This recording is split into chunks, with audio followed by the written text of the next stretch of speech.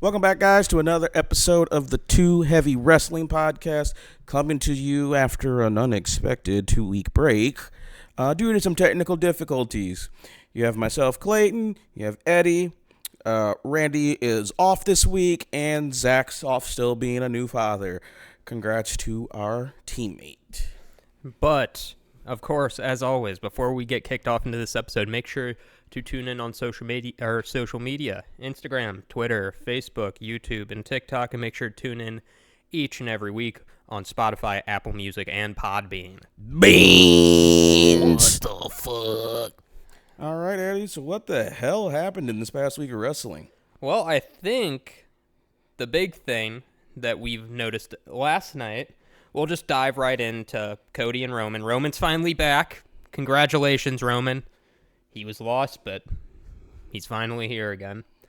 WrestleMania build-up is going exactly where it needs to be. We thought we'd get a little ambush on Cody Rhodes from the Bloodline, but Jay, Cody, and Seth had the exact same idea. We're also hiding in the crowd, going to ambush Roman. So, hey, we're getting started off early. Luckily, I'm glad they're kind of involving Jay and Jimmy a little bit more into the storyline, because I thought that'd be something to touch on a little more, since we were just seeing Cody and Seth, and then Solo was kind of absent. Dude's probably still not going to do anything. It's how it's going to be. Oh, I'm sorry, that's Big Show. No, Solo is Solo.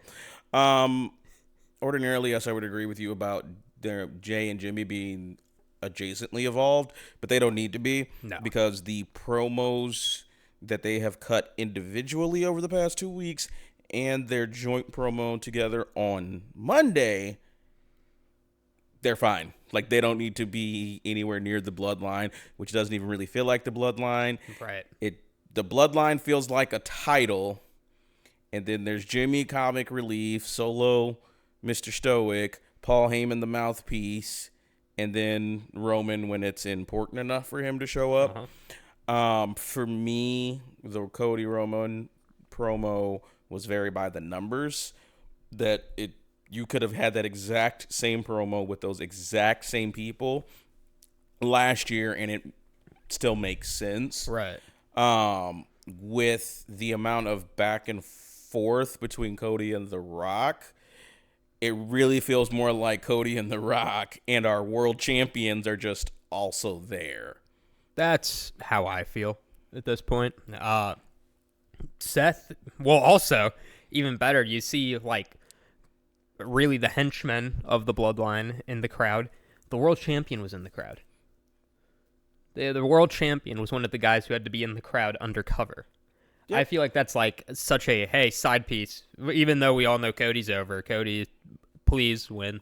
Please. I beg. If he doesn't win, there's something wrong. Something real wrong. What record could Roman break if he holds that title longer? He's going to get Hogan's, which means he's going to hold it till Bash at Berlin. That's super cool. That is super. And you think Roman's going to win? No, because I think the groundwork has been laid for Roman Rock at 41. So I believe Roman's going to lose. Okay. Because then you can do Roman Rock at 41 and then come back for round 3 of Cody Roman. What is that? 42. Dang. Long-term storytelling. A lot of it. I know. I think that's great. I think having Rock and Roman, especially next year, let that be Rock's final match.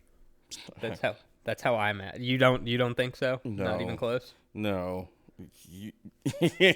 I think that's a good way to start. One, he's not in the Hall of Fame. I think that's a great way. It's like, hey, your final match, Hall of Fame at the same time. Rock's going to want to be a headliner, and I think we both agree that Bray is going to be a headliner whatever year he goes in. We don't think he's going to get announced still this year, or are they done? No, they're done. They're done. Like, the reports were coming out this week. You should not be expecting a Bray Wyatt announcement for the Hall of Fame. They're going to do his dad with his tag team partner, and that'll be it. Bray will be a different year. Okay. And probably we're running out of people to induct at this point. I feel like big match. I don't want to call him Big Match John. That actually still sounds gross. The Doctor. Cena's not going to go in most likely till after he retires, so that's at least 2. No, technically it'd be 3 because he has 2.5 years left before he hits 50. So that's 3 WrestleManias from now. Yeah. Still got a little bit more time on that, but we can just dive a little bit more into the week of wrestling. We can start off a little bit with Monday Night Raw. So, actually, kind of touching on the beginning segment for Monday Night Raw, too. Jay calling out Jimmy. One, that match, I think we're going to get a top 3 match of the night between those two, obviously. Hopefully. They're allowed, if they get at least 12 minutes to work, yes. I think that's just like the storytelling they've done with that matchup over the past year already. I feel like that is a 15 to 20-minute match. Yeah, but with them my thing is they want 7 matches on the card, and we know for sure 7 matches per night. I think we have like 8 at this point, maybe. So with 7 matches, there's a world title match on each night. There's a secondary title match, most likely on each night. The tag team 6-pack challenge. And then a bunch of little individual one-on-ones. Like we have 10 to this point, 10 matches. So still another 4. We'll talk about one that we think is going to get added based upon what happened on SmackDown. You figure the title matches are all going to get at least 20 to 30. Hell, there's 2 women's title matches. Those are going to get 20. Right. So that's 20, 20, 20, 20. That's 80, 4 times 20. With all the different fluff, it's like it starts getting to get hard to see where they're going to get the adequate time to work. But if they get the adequate time to work, absolutely has the potential, even with them having similar movesets. Jay is over, and Jimmy has turned on the afterburners in his last 2 promos. Right, absolutely. Once that little feud is over after WrestleMania, where does that go for the 2 of them? It continues on to Backlash. That's literally what Backlash is for now. Definitely. I think you can't do too much more with that at this point. I think it's one more match and then you're done. Yeah. And it's going to be, I think both, regardless, are going to be a banner. Last man standing match between the 2, maybe. I think that would be something unique with the second one.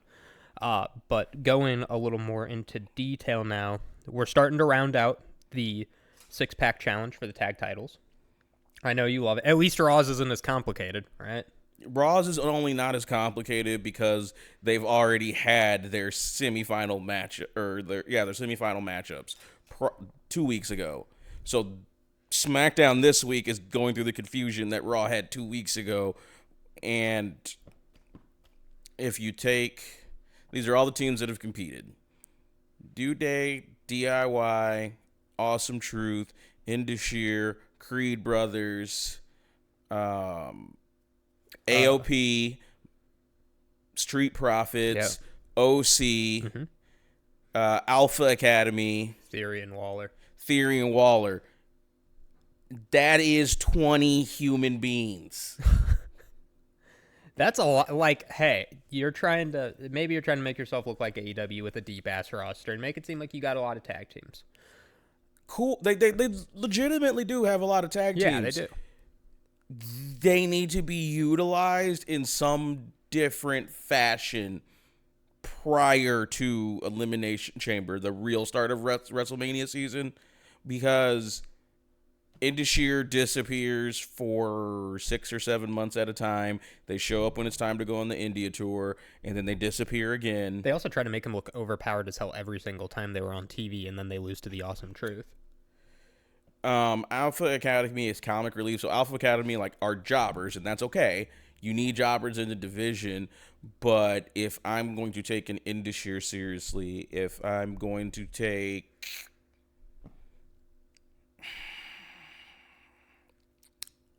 the Creed brothers seriously, and that hurts to say, one of these newer faced teams should be in this match. Why wouldn't you put the Creed brothers in that match? I don't know. I honestly don't know. Yeah, Xavier Woods, Kofi Kingston are your vets, but like they don't need to be in that match because they're not coming away with tag belts. I reserve the right to be surprised based upon new information or new evidence, but New Day isn't walking out with either set of those tag titles. They've had their time, in my opinion. They've had a great time. That doesn't mean they won't win a set of tag belts in the future. But it's time to put over young talent.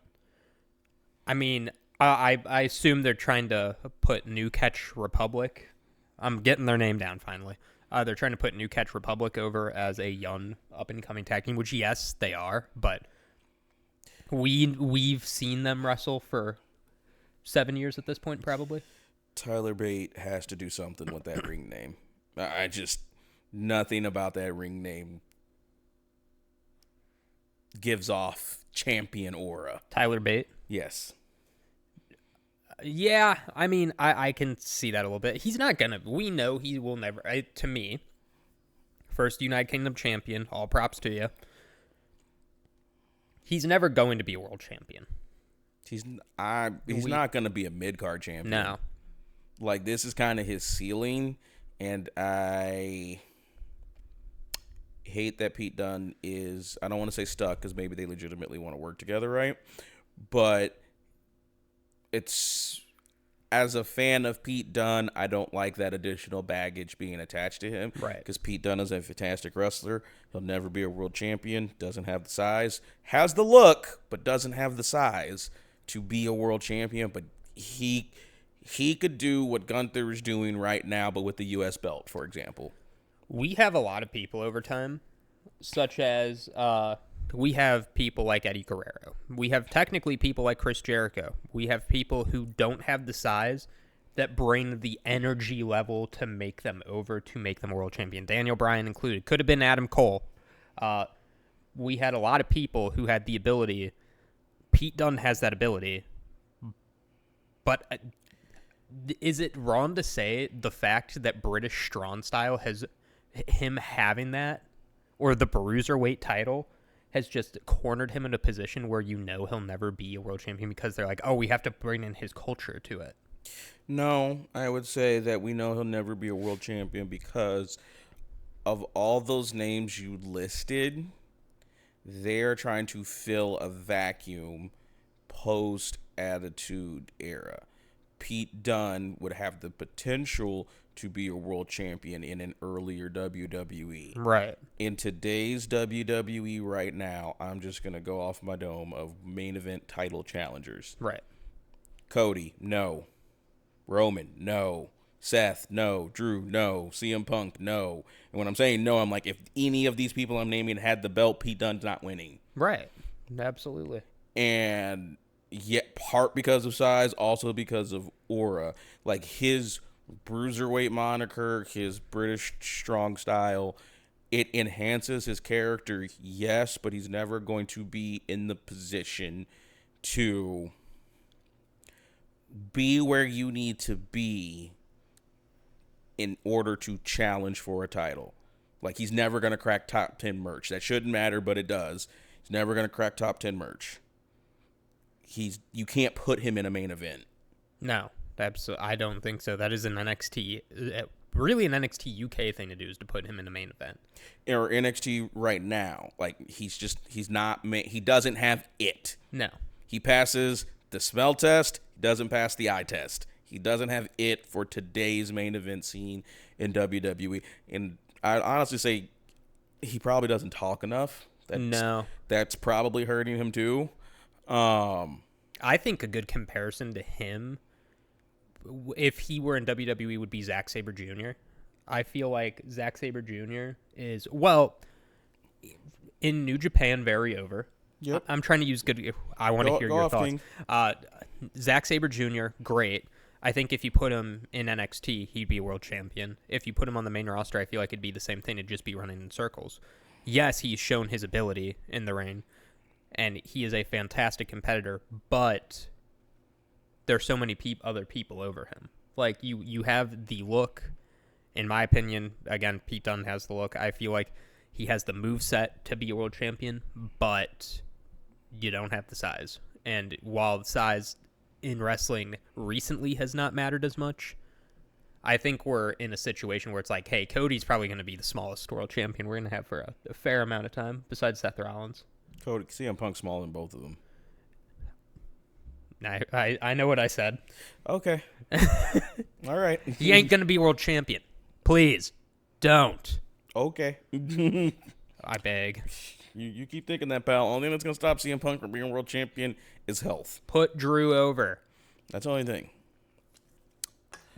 Okay. Well, a bit of a tangent. Yeah. A little bit of a tangent. We saw Candice LeRae is becoming the meanest nice lady ever.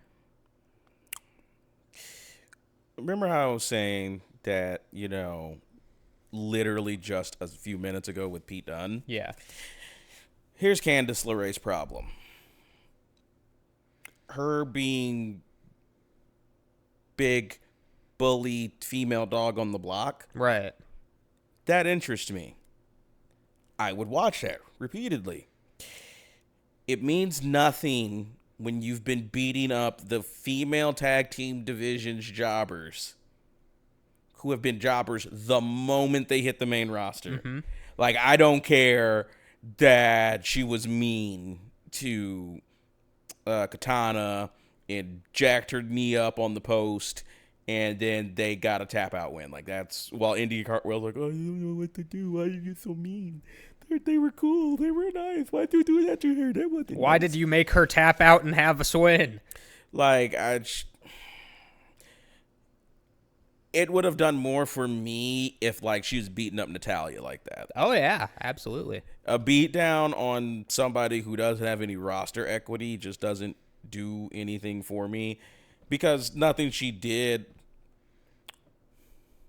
Candice LeRae is not going to do anything off of what she's doing right now to step up to a women's tag team title shot, to step up to a title shot for either belt. Like, right. It'd be a statement beatdown if she went for Natalya. Right now, what she's doing with these jobbers, it's like, it's the equivalent. It is literally the equivalent of having someone from a company no one knows what the hell, and they're just there for TV that week getting beat down. The way they're doing it. Yep. I totally agree. Local woman tapped out to Candice LeRae tonight. Like, that's the equivalency I'm talking about here. I will say that is, in terms of value, I find that to be much more equitable to her heel work than whatever that was with Maxine Dupree 2 weeks ago, because I didn't like that. Right. Because I tell you, I'm more likely than not didn't like it because it happened during the course of a match. It wasn't like they cut a promo or were cutting a promo backstage or in the ring. It was during the match, and that's, Yeah. No, I very much on top of what she said. It hitting too close to home, even with permission from Maxine, it like makes people feel uncomfortable. Maybe And not the good kind of uncomfortable. No, not at all. So touching on Cody addressing The Rock, we didn't, of course, because of technical difficulties, we weren't able to address The Rock concert. I think The Rock concert went well, but that was not Hollywood Rock, as we have stated. It is today's Hollywood Rock. Yes, it is Hollywood Rock insulting someone but having to say he's sorry afterwards. No, that's an oversimplification of what he did. This Rock is genuine. This Rock is legitimate. It's not Dwayne Johnson pretending to be his character from 2001. This is Rock in 2024. So, yeah, the concert was not at the level of past Rock concerts, but the promo that came after the concert was pretty dark by today's PG standards. I loved Cody's response. Right, exactly. 100% loved Cody's response. It's almost like Cody, with his promo work, is in the same spot that he was in, Cody Cody with his promo work with Rock was almost like the same spot that John Cena was in with his initial promo work with CM Punk. Because obviously The Rock's not keeping it PG 100% across the board. Right. Yes, on TV, but not on social media. And every once in a while, not on main TV. However, Cody was not PG during that promo. And it's almost when I make that John Cena CM Punk comparison, because John Cena's famous, he said, oh, when Punk started calling a match, he's like, oh, you're just going to do it? Like, all right, cool. Cody just literally is mirroring whatever The Rock's doing. So those reports about there being a double standard don't matter. Cody also name-dropping The Rock's writer. Nice blending, melding between the real world and kayfabe. I love it. I like how the writers are taking a little more off the reins since, one, Triple H got a lot more of the creative control, full creative control. And then also, just with the new owners of the company, LDS Little Dick Syndrome. I'm just looking at some quotes that he had. I don't think you're a heel. I think you're an asshole. I like how it's starting to feel a little more real. And even better, I thought this was a good one too. Don't think for 2 seconds that this locker room needs you more than you need it. Yeah. It's like, it feels like The Rock during his concert. Yes, very dark. Talking about his mom doing everything in between to get under his skin a little bit. Mm-hmm. Cody trying to nice guy, turn it around. I like that. Again, I'm on the same boat and same wavelength of it feels like we should be getting Rock versus Cody. Yep. It absolutely feels like we should be getting Rock versus Cody. But moving on, and we're not going to cover too much of these. We know Sammy and Gunther had a little bit of contract signing. Gable and Sammy having 2 separate promos was nice. Yes. It keeps getting Chad Gable involved without being in the ring because there's obviously not enough TV time for the ring. Also, shout out to the new production crew. That one long shot from the moment Sammy left the ring, went backstage through Gorilla, back to production, started walking past, ran right through Awesome Truth, and then the Awesome Truth segment started. That's how WWE always should have been doing it. It feels more real the less they break our attention spans. Like it feels like a living, breathing, real world. And they also did some more of that on SmackDown too. But yeah, they don't just go backstage and then we're now transported somewhere else. Like, no. Right. Sammy's gone, and now here's this segment. And they've been doing a little bit of stuff with stuff happening in the background, but now it's the background bringing everything to the foreground, and now we're in our next segment. Love that. Love that. Absolutely. Ricky beat Dominic. It's where it kind of led somewhere else, I guess you could say. But Ricochet is Ricochet. Yeah, if this just leads to Pinhead Larry no longer being in the Judgment Day, I'm all for it. Why do you hate Pinhead Larry so Because I've hated his introduction into the Judgment Day from inception. Like, yeah, he sucks. Did you like him on NXT? He's okay. I really liked him on NXT. He's okay. I like hard-hitting style. He has that hard-hitting style. So I think you could better portray him.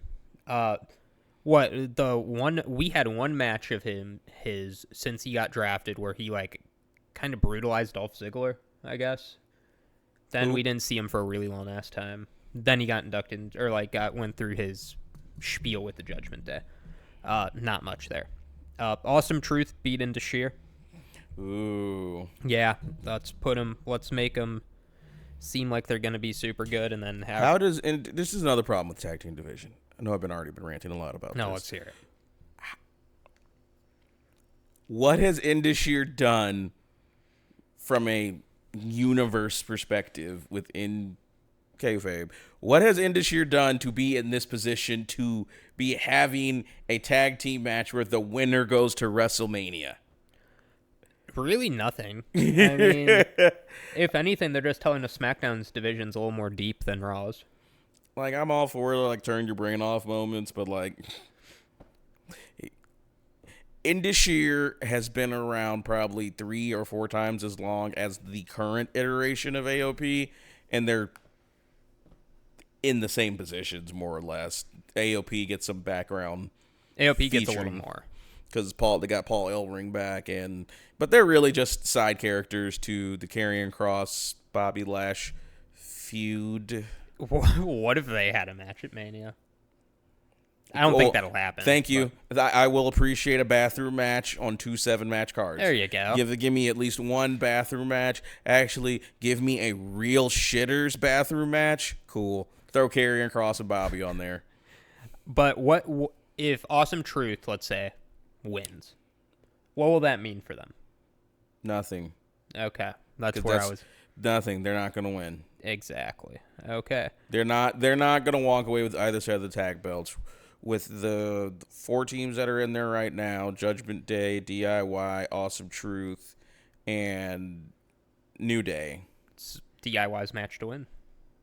DIY should leave with a set of tag belts, and whoever wins the 2 SmackDown qualifiers next week, it's probably going to be New Catch too. They'll get the other set of tag belts. I don't think Judgment Day walks out with the complete set or either set. Right. Okay. I like to hear that. And then we had a little confrontation between Seth and Drew, which very heated. Let me pull up some little tidbits from that too. My name is Seth freaking Rollins, and I'm a spotlight junkie. We have that. Why can't that be the reason we're getting the biggest spotlight? McIntyre asks. That's the difference between you and me. When the lights are brightest, I shine, says Seth Rollins. I don't care because Seth's involved with the WrestleMania. Seth's losing the belt. Seth should lose the belt. If Seth does not lose the belt, what more can he do? Lose it at Backlash instead. But to who? To Drew. To Drew? You could run this. You could run this exact match back at Backlash. I mean, we have run this same match back. We're running it back a third time at this point, right? He ran 3 consecutives with Cody, losing all 3. Yeah. That shouldn't be Drew. Drew. God damn, Drew's just his character work. It's fantastic. Fantastic. Hater of the year. I don't know if you saw. This week CM Punk was doing like slow movement body workouts without his brace on for his triceps. Right. So Drew, yesterday or the day before yesterday, sitting at his little workout bench at home, loading up a protein shake. He's like, "Oh, see, CM Punk's doing some workouts. That's good. I'm glad he's getting healthy."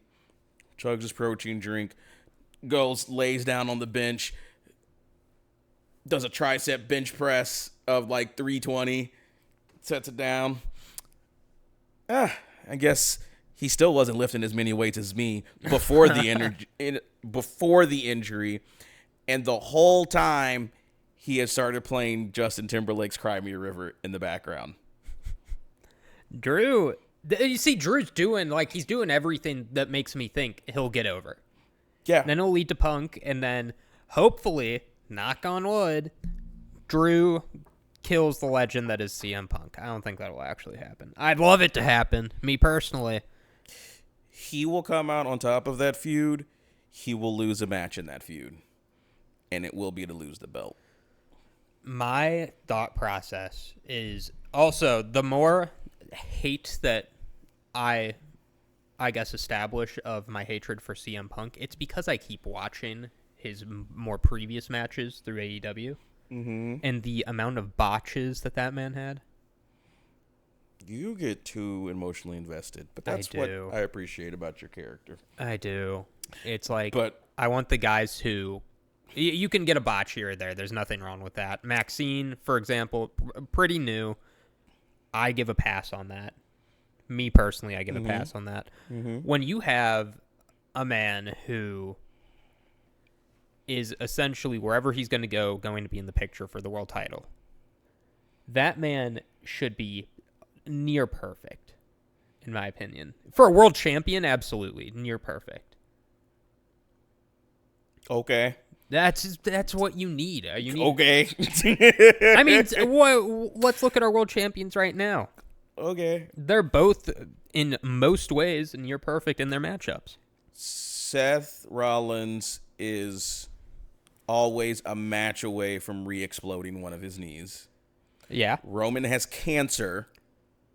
Now, those aren't necessarily character things or work ethic things, but those things are important just as much as being personable as a world champion. But nobody is, with how you're characterizing it, nobody fits that unless you're talking like Kofi Kingston the first month he was champion, Daniel Bryan in the 5-second window he was champion before Randy Orton cashed in on him, or John Cena from 05 to 06 as champion. There's nobody that's going to fit that perfect moniker space. And CM Punk, while a WWE employee, was more or less a model employee. It's the background stuff that affected his personal health that just made him pull a Stone Cold and walk away. AEW is a playground full of children, which is why their boss won't talk to the guy that he thinks costed him CM Punk. And now he's wrestling in New Japan, but still under contract. Not so much under contract that Jack Perry requested his release and it was denied. And none of the stuff he's been doing in New Japan was ever cleared, nor did he reach out to get it cleared. So when he tore up his contract, he didn't talk to anybody about that. When he had his scapegoat armband, he didn't talk to anybody about that. I like that, though. So if you want Jack Perry to be cool, I guess you give Jack Perry the reins because he's doing a pretty fair job right now. Give him time. Children, yeah. That entire roster is ran by children. I agree. I think you got to give him the right setting, and New Japan may just be the right setting for him right now to build that up. Okay.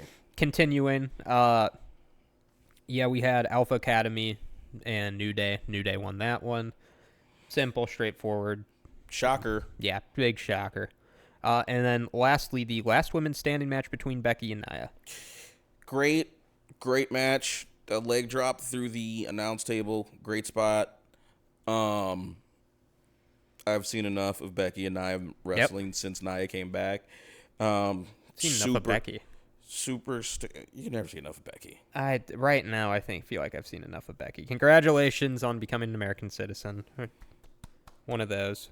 We know who the hater of the year on this podcast is. Right now, dude.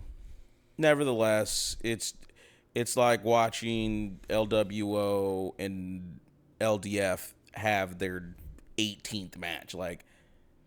Never get enough. I'm glad you two have figured out how to work together with each other in the ring and to work together effectively. I don't need to see it anymore. No, I'm kind of on the same wavelength. I think Nia.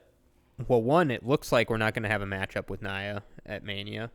Do you feel like she deserves something based off her work lately? It doesn't matter whether I think she deserves one or not. To get on the WrestleMania card, you either need a strong one-on-one program and a one-on-one women's match with no gold involved. That's the hardest match you're going to be able to put on a WrestleMania card. Or it needs to be the most random ass matchup of all time. That's not what WrestleMania is for. But we had it last year. We had some pretty random ones. What's a random match we had last year? I think the 4 corner matchups were pretty random in its sense. What 4 corner matchup? Tag matches. Last year's WrestleMania? Yeah. They were pretty random. They just basically said, hey, we're going to have a women's 4 corner tag match and we're going to have a men's 4 corner tag match. Street Profits won. The big spot where Angelo Dawkins absolutely wrecked Ivar. Oh, that was a Four Corners. Holy shit, my memory's bad. Exactly. It's random. You're not really intended to remember it, but they're going to put like kind of one BS match on the card. Could that be something for Nia based off of her work ethic recently? No, because who's she going to tag with? Not even a tag match. Like, you just have a BS match where it's like, let's just throw, like, Batista versus Humaga at WrestleMania 24. That was kind of a BS match. It was a good match, but it's like, we don't have anything for these two guys to do. There's name value. Like, anybody that, what I guess what I'm getting at is, there's nobody that Nia can work with right now. Right. So, no. She doesn't deserve shit. Jade, well, let's just kind of diving into another point, but it sounds like Jade's going to be at SmackDown next week. Yes. Does Jade get a match at Mania? Yes, because you have a storyline reason and a character-based reason to do an 8 women's tag match. And that is with Dakota, Asuka. All Damage Control. All of Damage Control. And Io. A night 2, or a 2-nighter for Io and Bayley? Why not? You're already doing it with the men's. Yeah. No, I'm that not opposed to it. Just do 6 women, and it's the Kabuki Warriors plus Dakota Kai. Yeah. Versus Bianca, Jade, and Naomi. You could do that on WrestleMania. We know who's going to win there, but yeah, that's it's a good opening showcase for Jade.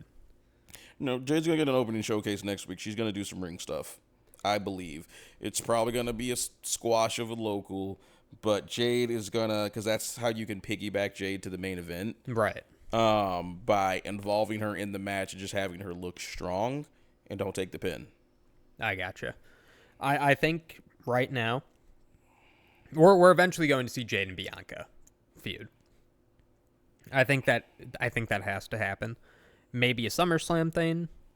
Maybe a next year's WrestleMania thing. Who knows? But we'll always have that to think about. Let's dive into SmackDown though. Yeah. Well, go a little bit by the numbers because we kind of already talked. Raw was all about the tag teams this week. We already talked about the Roman Cody promo to start out. Yes. So Rey Mysterio, Santos Escobar, great match. A little I thought that was Dirty Dom in a mask showed up to cost his daddy that match. Daddy. So we'll have to see them build on it in the next 2 weeks, which is going to be hard because it's just a microwave story. But I would be okay seeing Dom versus Rey again. I think that's where we're going to get. I thought that was going to lead to Santos versus Rey, if I'm going to be honest. Now, maybe not at WrestleMania, but like another match, maybe later down the line, because I don't think that's a WrestleMania match when you put Dom in that match. Dom and Rey is infinitely more interesting than Santos and Rey. Santos right. and Rey is a main event on any night of SmackDown. Yeah, exactly. Instead of the opener that it was this week. But again, great match, but I don't want to see LWO and LDF wrestle anymore, and they're probably going to keep wrestling. Yeah, they are not going to stop. Like, I am tired. I don't even want to see Carlito and Santos. Like, I need all of them to work with other people. Nevertheless, we had Grayson Waller and Austin Theory versus the OC in a qualifying match. They got a few minutes to work, but Theory and Waller went over. Like I said earlier about Indashir, OC's just kind of there. They just need to go to NXT and stay there, honestly. They're doing great in NXT. Doing great in NXT. They come up to the main car and it's like, hey, lose to this team that you otherwise wouldn't lose to any other time of the year. Well, they're actually kind of going to do the same thing with the tag titles. They're going to have a big matchup for the tag titles in NXT also, and it seems like LWO, who lost, is probably going to do that, and OC is also going to do that. So, it's just... They're losing for no reason. Like, just put... that's where I feel like just pick the best, like, 2 or 3 teams for each show and throw them in there. But, like, whatever. Got to chew up TV time. Yeah. Then we got Io Sky versus Naomi. But before the match, Io was a little delayed coming down to the ring. They cut to backstage. She is beating the dog piss out of Bayley. Classic. Then walks out starts having the match with Naomi. Naomi does get some offense in until Damage Control got a little anxious and started involving themselves, which then set up Io to hit Naomi with a moonsault, get the win, start beating down Naomi. Bianca comes out to make the save, and just like Naomi the week before, Bianca gets the dog piss beat out of her by all of Damage Control. So the groundwork's laid there for that 8-woman tags match that I mentioned before. You can totally get away with Io and Bayley pulling double duty because their storyline has warranted it. Right. They've earned it, and they don't have to do a lot in that tag match. The Kabuki Warriors, Naomi, and Bianca are going to carry that 8-women's tag match, and that's okay. Jade would get some offense in. Whether it's 6 or 8, Jade's going to get some offense in, then get mobbed, and then faces win, but I'm okay if the heels win in that instance. Right. Bayley needs to beat Io. I agree. 2 things. Every time I see Io's moonsault, it is a thing of beauty. I just wanted to say that real fast. Second thing. Even when she absolutely nailed Bayley in the face. Even when she absolutely nailed Bayley in the face. It's like, that moonsault's beautiful. I don't care. It's hard-hitting, whatever. Like, second thing I wanted to say. Would you give storyline dependent? I completely understand, and it is more like it would more happen because of the storyline features right now. I think before they would put Io in a 2-nighter or Bayley in a 2-nighter, they would have thought about Mommy being in a 2-nighter. No, Rhea doesn't want to be in a 2-nighter, I would think. And 2, you don't have any grounds for Rhea to be in a 2-nighter. Right, that's what I totally agree with that right now. Like the way the story's being built up. No, I mean, like, forget how the story's being built up right now. Rhea, since she beat Charlotte last year, has not been featured in a tag team capacity at all. Right. So, where's your vehicle to get to 2 nights? Well, that's where, if you were to have Rhea in a 2-nighter, that's where I feel like Io isn't going to be in a 2-nighter because it's like, why wouldn't we want to display the person we're trying to push further to the moon than really anyone on SmackDown right now? Because it is Rhea's division. Sue me.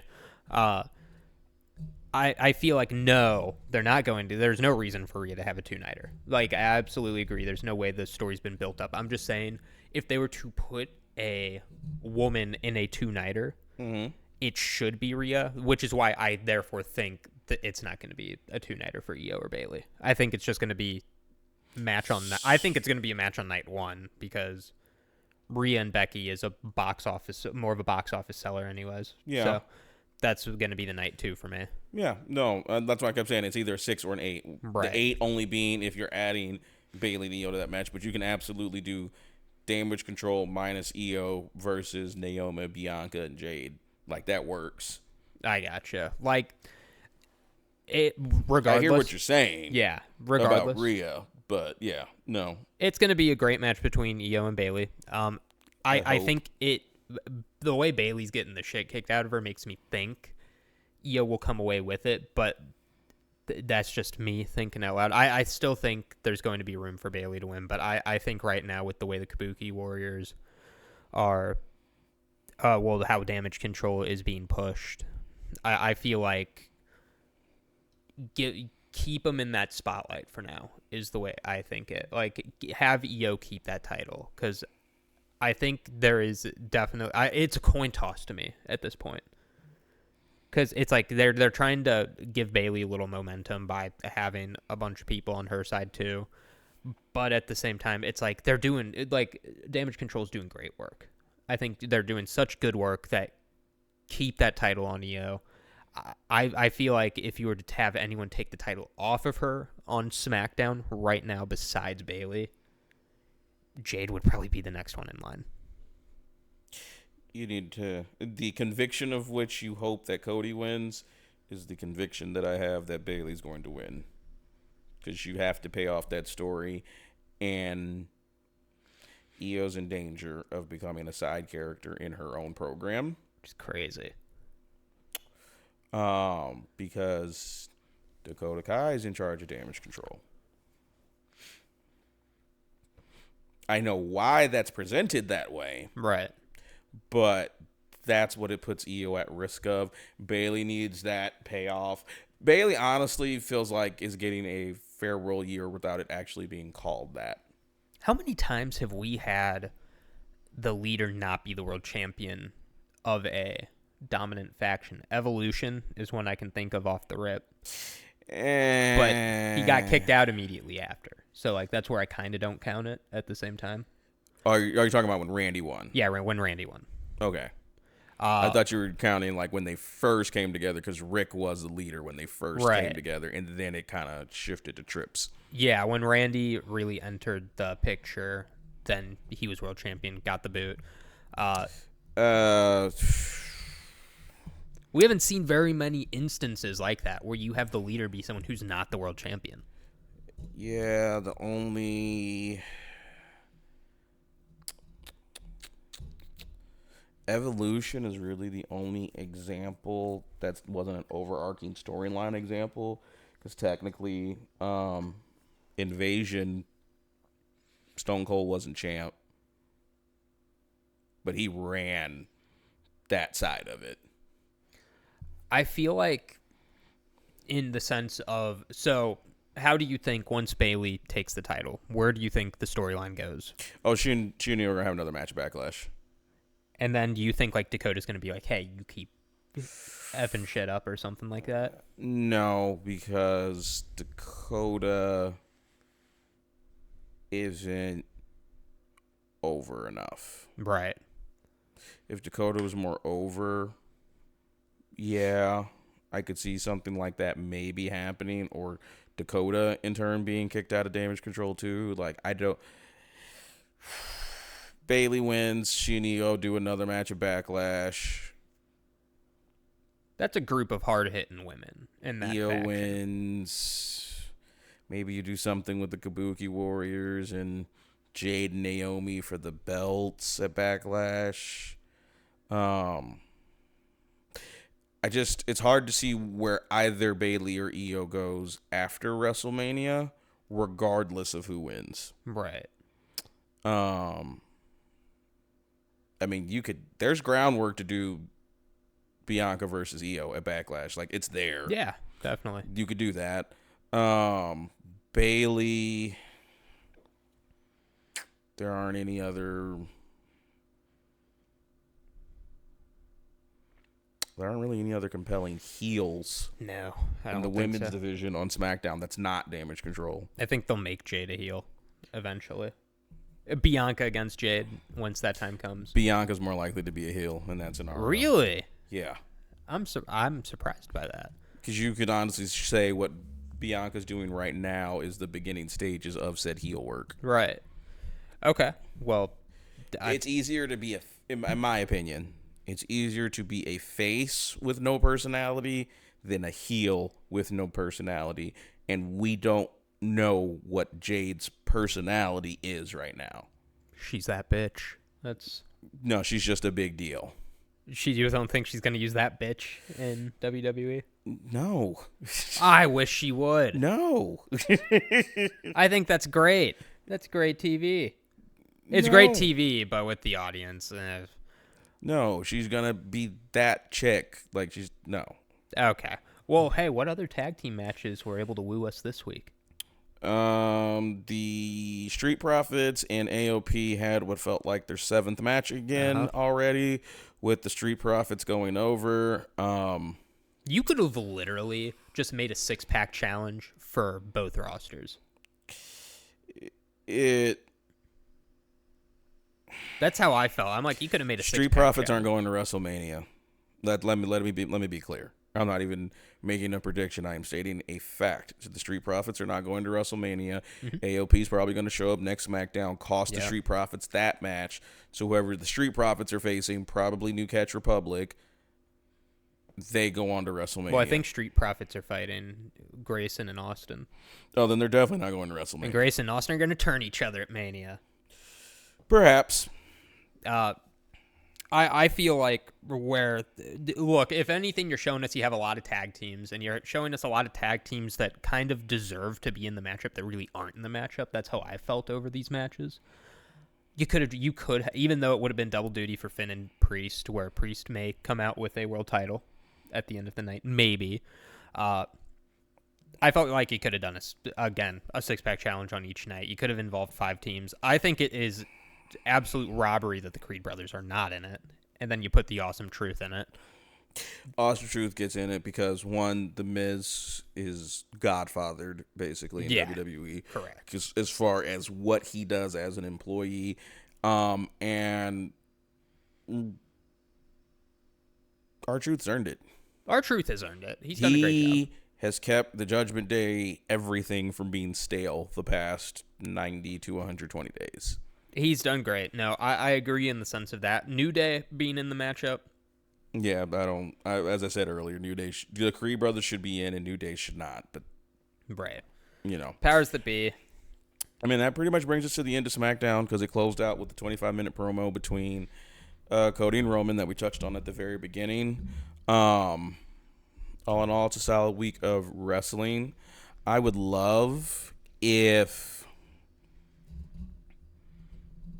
they stuck their hand in the NXT bucket, even though I know they're going to have their TakeOver equivalent during WrestleMania weekend. But I would love Carmelo Hayes and Trick Williams. Yeah, very much. I 100% agree with that.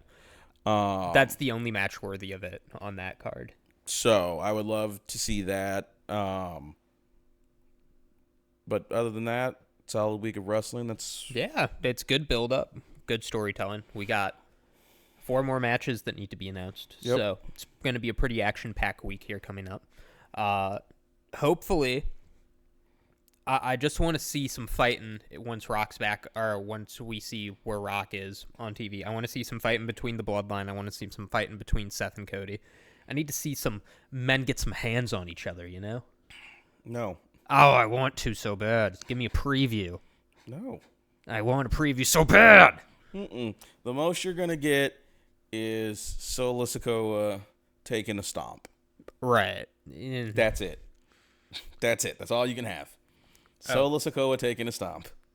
So, predictions? Ray and Dami probably going to get announced. Yeah, Ray and Dom are going to get added. There's going to be something with the SmackDown women added. Yes. So that'll only leave 2 more matches left over. Probably going to be some bathroom matches. Yeah, that our 2 bathroom matches done. We'll figure it out. Other than that, I think solid week of wrestling, like you said. Looking forward to seeing what those new matches are. Hopefully, they're not. I don't want them to be bathroom matches, but that's probably what we're gonna get. Just throwing something in. Yep. And hey, that Andre the Giant Memorial Battle Royal. Yeah, a real shitters bathroom match. Yeah, exactly. But hey, great week of wrestling again. Make sure to catch up with us on social media, Instagram, Twitter, YouTube, TikTok, and Facebook. Make sure to tune in each and every week on Spotify, Apple Music, and Podbean. That's all we got from me. Clayton, any final thoughts? Oh, no. I am a psychic, and you people need to recognize this. The past 2 episodes, I'm even counting the episode where our audio got messed up, I have made 100% accurate predictions. I can confirm. Follow me. When they turn on betting for WWE, you're going to want to tail my picks. I'm going to make you some money. Yep. Make sure to DM Clayton. DM him your picks. I respond to all DMs in 7 to 10 business days. So keep that in mind. He's a busy guy. But I've been Clayton. This has been Eddie. We've been Too Heavy. We'll catch you next time.